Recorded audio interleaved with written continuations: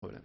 Donc là, ce que nous disent les chercheurs, c'est que la résolution de problèmes, c'est pas du tout une affaire de mémoire vive. Hein. C'est pas la mémoire immédiate qui travaille et qui est en train de construire, quand vous êtes en train de résoudre des problèmes, vous n'êtes pas en train de construire la résolution et tout le modèle et tout pour travailler et pour déterminer la solution. Ce que vous utilisez, c'est votre mémoire à long terme. En fait, vous faites des analogies avec les problèmes que vous avez déjà résolus par le passé. Et un peu comme un joueur d'échecs qui n'est pas en train d'établir une stratégie nouvelle pour battre son adversaire, mais il est en train d'utiliser toutes les stratégies qu'il a en mémoire pour voir laquelle il pourrait utiliser ou sur laquelle il pourrait s'appuyer pour mettre quelque chose en œuvre. Donc c'est la mémoire à long terme qui travaille. Et donc il faut, par notre enseignement, nourrir cette mémoire à long terme. Et alors, donc ça va demander de faire un certain nombre de choses pour que la mémoire à long terme dispose des éléments nécessaires pour pouvoir faire ces analogies pour résoudre des problèmes. Alors le premier point, ça veut dire que pour pouvoir utiliser la mémoire à long terme, il faut avoir traité un certain nombre de problèmes en amont. Et donc c'est une question de fréquence, de quantité de problèmes traités. Ce qui nous semble raisonnable, c'est une dizaine de problèmes par semaine, en cycle 2. Des petits problèmes comme je vous ai présenté là, mais il en faut une dizaine par semaine, et on en est souvent loin. Et donc on voit bien que la séance du jeudi, où on fait un problème atypique, on réunit tout le monde par groupe pour traiter un problème de poule et de lapin, et que après on demande de faire une affiche, mais on n'a pas le temps de finir, donc on finira pendant la séance du vendredi, et on traite un problème en 2 heures, et où finalement on réutilisera sans doute pas la stratégie qu'on a utilisée ici de l'année, c'est pas ça qui va nourrir notre mémoire à long terme. Et donc c'est en particulier pour la résolution de problèmes élémentaires. Donc c'est autre chose que cela qui doit être mise en œuvre dans le cadre de la résolution de problèmes. Petit complément par rapport à ce que j'ai présenté hier. Dans les classes où nous sommes aussi intéressés à la résolution de problèmes, dans les classes de CP dédoublé où nous sommes allés, dans 50% des classes, en mars, quand nous sommes y allés en mi-mars, nous n'avons vu aucune trace de résolution de problème de l'année. Aucune. Rien. Rien. Le néant absolu sur la résolution de problèmes dans 50% des classes. Je ne dis pas que dans 50% des classes on ne résout pas de problème, mais dans 50% des classes où nous sommes allés, ça n'a pas laissé de traces. Donc ça pouvait être fait sur l'ardoise, ça pouvait être fait sur des feuilles volantes qui ont été mises à la poubelle, mais ça n'a pas laissé de traces. Et comment on nourrit la mémoire à long terme avec des choses qui ne laissent pas de traces? Ça interroge. Donc on est sans doute orthogonal à ce que nous disent les chercheurs depuis déjà une vingtaine d'années sur la mémoire à long terme. Alors, pour nourrir la mémoire à long terme, il va falloir aussi proposer des problèmes variés. C'est-à-dire qu'il va falloir avoir son petit catalogue de problèmes sur lesquels on va faire des analogies. Donc il va falloir jouer sur le type de problème, recherche du tout ou d'une partie, comme le problème qu'on a peut-être vu tout à l'heure, je ne sais plus. Léa a 22 billes, Adèle a 13 billes. Combien ont-elles de billes en tout? Alors ici, il faut rechercher le tout. Des problèmes de transformation. Kevin avait 27 jetons, il en a donné 12 à Agathe. Combien a-t-il de jetons maintenant? On est sur un problème de transformation. Alors, ces deux types de problèmes, recherche de tout ou partie ou recherche de transformation, où on a parfois recherche de valeur initiale, valeur état final, etc., ou de la transformation elle-même, je suis ici sur du vocabulaire enseignant. Ça s'appuie sur la typologie de Vergniaud. Les élèves ne doivent jamais entendre parler de transformation d'état final ou d'état initial. Ça ne s'adresse pas aux élèves, ce genre de vocabulaire. Ce que j'ai vu parfois dans les classes où on enseignait la typologie de Vergniaud aux élèves de cycle 2, ça me semble ne pas du tout être l'objet. L'objet, c'est les enseignants doivent avoir un haut niveau de connaissance pour pouvoir rendre les choses simples aux élèves. Mais il ne s'agit pas de transmettre aux élèves des éléments de didactique. Ces éléments de didactique, ils sont pour l'enseignant. Donc il faut proposer des problèmes, mais il faut être au courant que ça existe, que parfois que ce n'est pas la même chose que de rechercher l'état final, l'état initial ou la transformation ou un tout ou partie. Mais pour un élève, tout ça, c'est exactement la même chose. Je suis toujours sur tout ou partie. Ici, il y a les jetons que j'ai donnés à Agathe, les jetons que Kevin a gardés et les jetons en tout, les jetons qu'il avait au départ. C'est un problème de tout ou partie.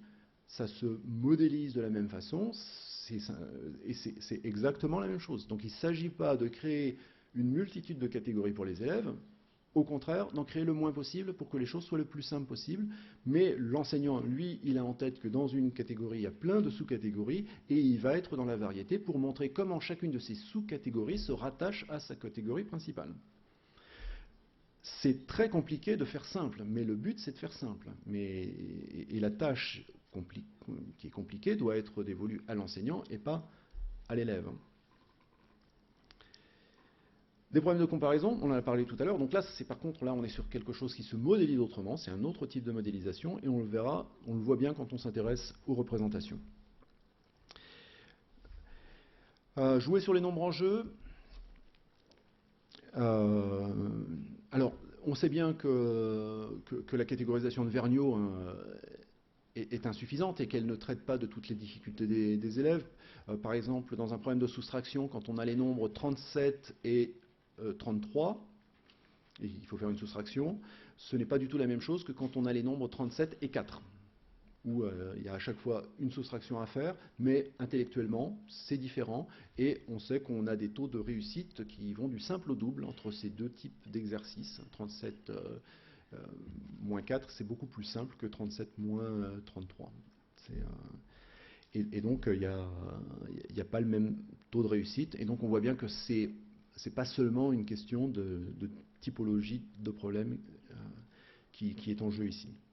Alors sur les nombres en jeu, je peux donner des exemples. Si je reviens sur mon Kevin et Agathe, imaginons que je propose ceci à des élèves de CP et que j'ai quelques élèves qui ne comprennent rien. On peut jouer sur les nombres parce qu'enlever 12, c'est compliqué d'enlever 12. Parce qu'une barre de 10 et 2 cubes unités, c'est pas trivial pour tout le monde. À certains moments du CP, c'est peut-être pas complètement inscrit de façon immédiate. On peut, dans le cas si on prend les élèves à part pour retravailler sur le problème et sur sa modélisation, dire d'abord on va commencer par 3 au lieu de 12. Il en donne 3 parce que 3, si on en prend 3, ça se voit, c'est une perception immédiate, prendre un nombre qu'on voit tout de suite, et là ça va aider à la modélisation. Donc on voit bien ces 3 qui sont retirés, soustrait, enlevé, il y en a 3 de moins, on peut faire le décompte 27, 26, 25, 24, il va en rester 24, on peut vérifier qu'il en reste bien 24, et avoir plusieurs entrées qui sont plus complexes avec 12 qu'avec 3. Et puis après, on peut, avec un même problème, proposer plein de variations. Si on enlève 10 et montrer, donc là on va pouvoir voir la différence entre faire 27, 26, 25, 24, 23, et puis avoir compris que 10 c'est une dizaine, et donc comme dans 27 il y avait 2 dizaines, ça fait plus qu'une dizaine. On montre tout l'intérêt de la manipulation de notre système de numération décimale de position. Bon, etc. Après, on peut imaginer le problème où il faut casser les dizaines et on va avoir des retenues, où on monte un peu en puissance avec les nombres en jeu pour les élèves qui ont plus d'appétence, ou même dans le cas d'un CP-CE1, on pourrait proposer le même exercice avec des valeurs différentes aux deux niveaux. Le nombre d'étapes, donc j'en ai déjà parlé tout à l'heure, on peut avoir, comme tout à l'heure, avec les 3 nombres 28, 12 et 5, un problème en 2 étapes, et il est intéressant de montrer ce problème en même temps qu'un autre problème qui pourrait avoir les mêmes nombres, mais une seule étape où les opérations sont différentes. Voir qu'avec les mêmes nombres, il peut se passer des choses très différentes, et donc il faut bien chercher à comprendre le problème pour le résoudre, et donc le traitement va être différent. Alors, je poursuis. Deuxième point sur la résolution de problèmes, faire des schémas. Alors, là, il y a un vrai travail. Là, pour l'instant, il n'y a rien, c'est un peu en friche. Il n'y a pas d'enseignement des schémas, ou très peu. Peut-être en CP un petit peu, mais au-delà du CP, il n'y a pas énormément de choses. La première chose, c'est ne pas tout attendre des élèves. Je peux vous raconter encore une expérience dans une classe où on va dans un CP, voir la résolution de problèmes. L'enseignante nous donne sa fiche de préparation dans laquelle il y avait des schémas porteurs de sens, très bien construits, très intéressants. La séance a lieu, elle fait une mise en commun à la fin, et elle ne présente que des schémas qui ont peu d'intérêt. Et son schéma, qui était très intéressant sur sa fiche de préparation, elle ne le présente pas aux élèves. Et donc, voilà. La première chose qu'on lui demande après en parlant avec elle, c'est mais pourquoi ne pas avoir proposé ce schéma aux élèves alors qu'il était beaucoup plus intéressant que ce que vous avez fait? Et sa réponse était ah oui, mais comme personne ne l'a proposé dans la classe, j'ai pas osé leur imposer. Et donc il y avait une sorte de constructivisme débordant où il ne faudrait surtout pas dire aux élèves des choses qu'ils n'ont pas trouvées par eux-mêmes. Je pense que là, il faut rassurer les enseignants. Hein. Les enseignants doivent enseigner. Et donc, si quelque chose n'émerge pas de façon naturelle, il ne faut pas hésiter à l'apporter. C'est ça qui permet de gagner du temps et de l'efficacité. Et alors, on peut ne pas l'amener de façon abrupte en disant ben non, tout ce que vous faites c'est n'importe quoi, je vais vous montrer ce qu'il fallait faire. Ça peut être l'année dernière, un élève il m'a fait ce schéma-là, vous en pensez quoi? On en discute, on se met d'accord ensemble et ah oui, oui, vraiment c'est mieux, pourquoi c'est mieux? Et qu'il voit l'intérêt qu'il y a et qu'on fasse émerger l'intérêt d'un schéma porteur de sens par rapport à des schémas qui sont coûteux en énergie et qui apportent peu sur le sens. Donc, que les enseignants enseignent et enseignent aussi la schématisation ou la représentation dans le cadre de la résolution de problèmes semble important. Alors après, quel modèle de schéma apporter? Je n'ai pas d'avis a priori ferme là-dessus. Il n'y a pas un modèle officiel à suivre. Chacun fait comme il veut. L'important, c'est que ce soit simple et que ce soit efficace. Et que ce soit pas un nouveau système de modélisation chaque année à l'école élémentaire. C'est-à-dire qu'il y a une vraie cohérence au niveau de l'équipe. Et donc, si on a quelque chose de porteur de sens, ben, on le suit. Alors, il existe des choses, et je vais vous présenter un modèle qui est utilisé chez les anglo-saxons et qui s'appelle le bar modeling, qu'ils utilisent, et je vais vous en parler un peu plus longuement, où pour toute la scolarité élémentaire, il y a 4 modèles, il y a 4 schémas. Et tout s'appuie sur ces 4 schémas, ou après sur une composition de ces 4 schémas. Mais en fait, ça a été construit par les Singapouriens dans les années 80 en s'appuyant sur les travaux de Vergniaud notamment. Hein, c'est-à-dire que dans les années 80, à Singapour, ils ont décidé d'arrêter d'acheter des manuels à droite et à gauche et de construire un manuel d'État. Et pour construire un manuel de mathématiques d'État, ils ont été voir ce qui se passait en mathématiques dans le monde entier au niveau de la didactique et de la recherche. Et ils ont pris ce qu'il y avait de mieux et ils l'ont amélioré pour que ce soit le plus simple possible pour les élèves et le plus efficace. Donc il y a eu un travail lourd de mener sur la didactique à ce moment-là. Et ils ont proposé ce modèle donc, qui est utilisé encore aujourd'hui à Singapour et dans beaucoup de pays anglo-saxons. Alors, je vous ai dit le même sur toute la scolarité, c'est pas tout à fait vrai. En CP, c'est pas la même chose qu'au cours élémentaire ou au cours moyen. Le CP, on est en train d'apprendre la numération et de comprendre un peu ces groupements par 10 et donc on ne peut pas tout à fait être sur les mêmes schémas et en plus on est sur des petits nombres qui permettent de représenter les choses de façon un peu plus précise et on est encore à un stade où il y a besoin de les représenter comme ça et donc c'est plutôt, il y a d'un côté les schémas pour le CP puis de l'autre côté les schémas pour la suite de la scolarité. Alors, je vais vous proposer en exemple ce que l'on voit dans les classes, hein, j'ai absolument rien inventé. Kevin a 27 jetons, il en a donné 12 à Agathe. Combien de jetons a Kevin maintenant? En CP, typiquement, on dessine les barres de 10 parce qu'on a travaillé avec les cubes. Donc, en fait, on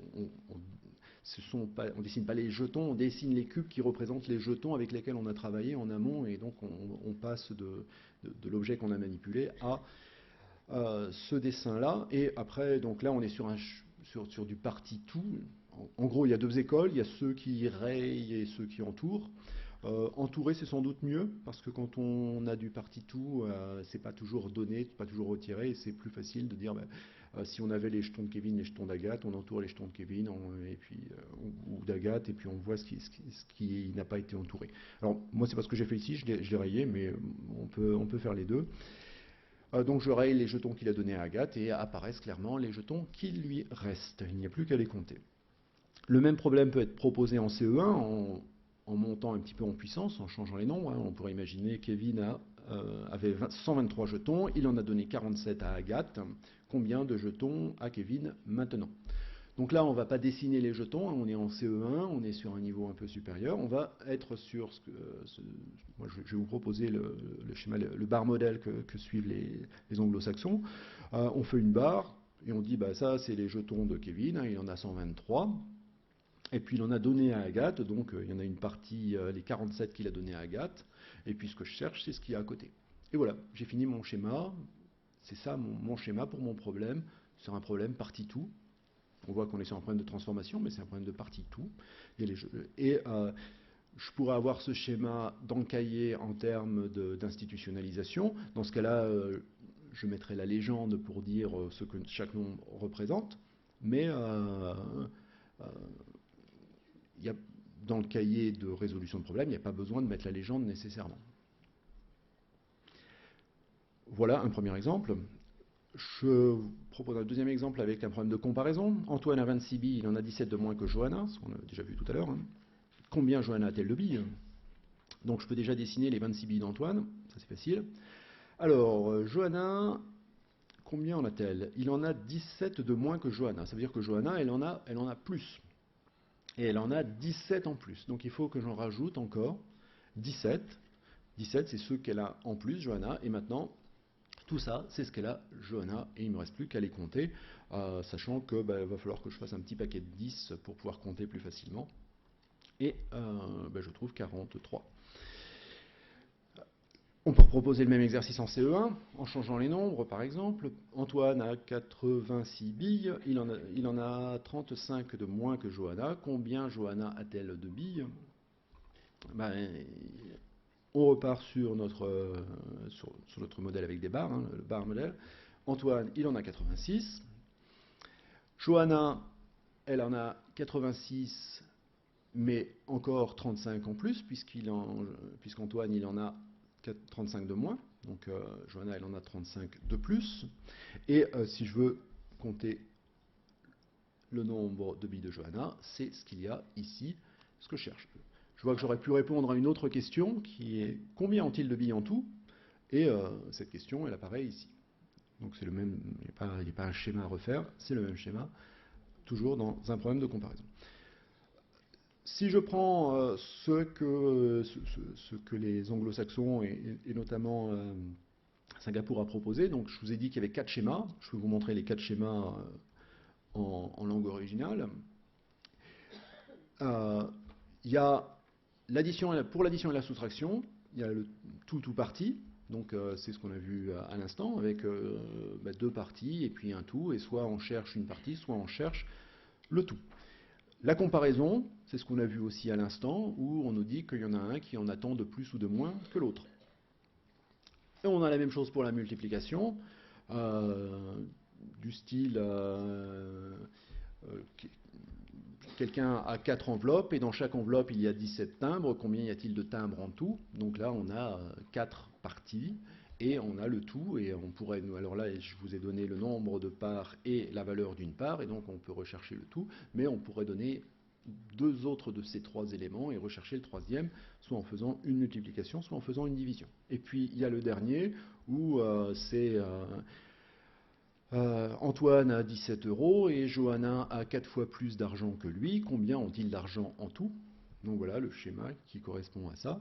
J'ai la part d'Antoine, et puis Johanna, elle a 4 fois plus que lui, donc 4 fois la part, et je vais pouvoir compléter mon schéma pour trouver la réponse à la question qui est posée à chaque fois en faisant des multiplications ou des divisions. J'ai perdu la souris. Voilà qui termine cette partie sur la résolution de problèmes, et je vous propose de passer à l'enseignement de la résolution de problèmes, donc sur la classe.